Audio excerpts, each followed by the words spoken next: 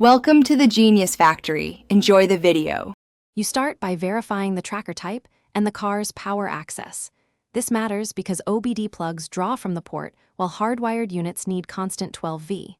Next, insert a prepaid SIM if the tracker uses cellular, or ensure the device has eSIM activated.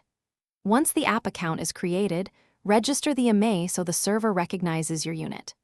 Make sure to confirm network signals in your area. If weak, consider an external antenna before moving on.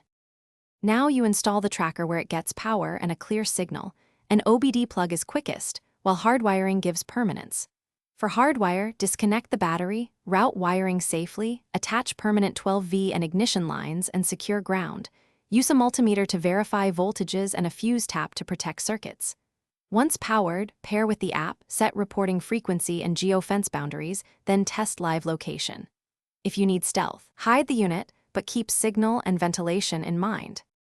Finish by performing a sequence of short test drives to confirm accurate GPS fixes and timely transmissions. Check that alerts fire when a geofence is crossed and that speed alerts trigger correctly.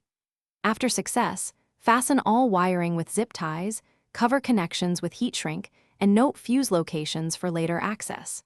If tracking fails, inspect the tracker's LEDs for status, confirm SIM credit and APN settings, and reposition the antenna or unit for better sky view. Thanks for watching. If you found this helpful, don't forget to like and subscribe.